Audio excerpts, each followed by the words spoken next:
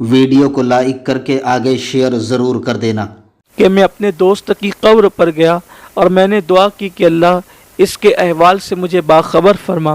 ایسے میری آنکھ لگ گئی تو میں نے کیا دیکھا کہ وہ اٹھا اور اٹھنے کے بعد کہتا ہے کہ تم لوگ کتنے خوش نصیب ہو کہ ہر ہفتے تمہیں حج کی سعادت نصیب ہوتی ہے۔ تو میں نے کہا ہر ہفتے کوئی حج کیسے کر سکتا ہے؟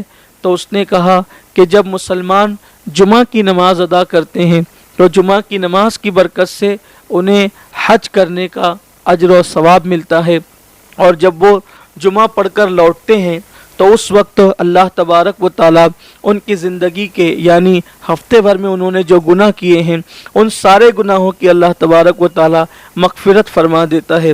اور پھر اس نے کہا افسوس، جب میں نیک اعمال کر سکتا تھا تو اس وقت مجھے نیک اعمال کرنے کی اہمیت نہیں پتہ تھی، اور اب جب کہ ہم نیک اعمال نہیں کر سکتے تو یہاں قبر میں آنے کے بعد پتہ چلا کہ نیک اعمال کی اہمیت کیا ہے، اس کی برکتیں کیا ہے، اس کا صلہ کیا ہے۔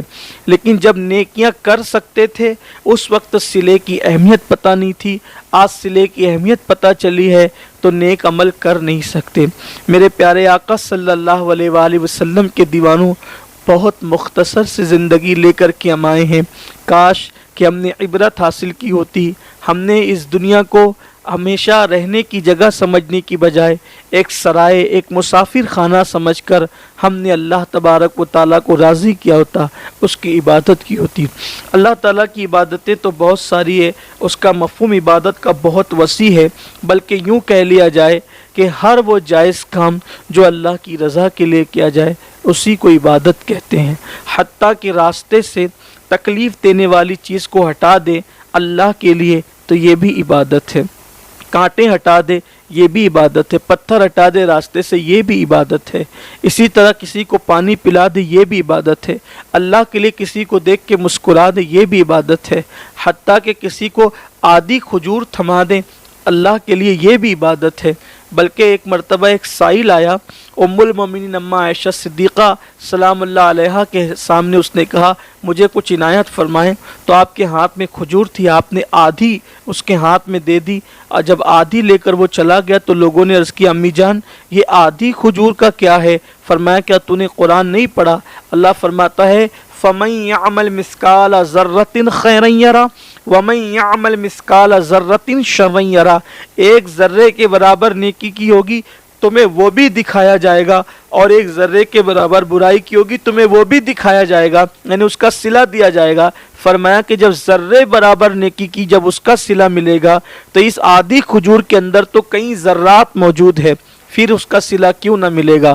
تو انسان اگر آدھی کھجور دے کر ہی اللہ تبارک و تعالیٰ کو راضی کر سکتا ہے تو یہ بھی اللہ کے نزدیک بہت بڑی عبادت ہے۔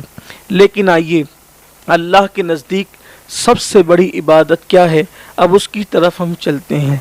اللہ کے نزدیک سب سے بڑی جو عبادت ہے وہ ہے اللہ کے لیے کسی سے محبت کرنا۔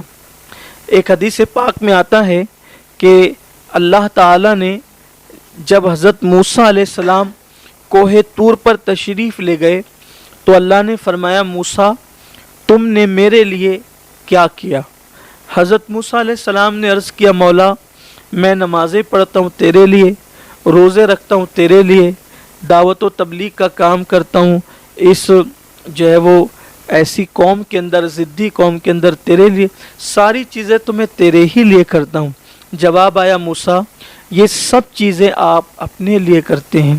تو حضرت موسیٰ کلیم اللہ علیہ السلام نے پھر پوچھا مولا تو ہی بتا اب میں تیرے لیے کیا کروں؟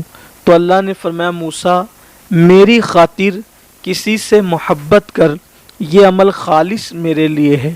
یعنی اللہ کے نزدیک کسی سے صرف اللہ کے لیے محبت کرنا یہ کتنی بڑی چیز ہے، یعنی کہ کسی سے کوئی خونی رشتہ نہ ہو، کسی سے کوئی علاقائی رشتہ نہ ہو، نسبی رشتہ نہ ہو، کوئی ذاتی مفاد وابستہ نہ ہو، کاروباری رشتہ نہ ہو، صرف اس لیے کہ یہ اللہ کا بندہ ہے، اللہ کے لیے محبت کرنا۔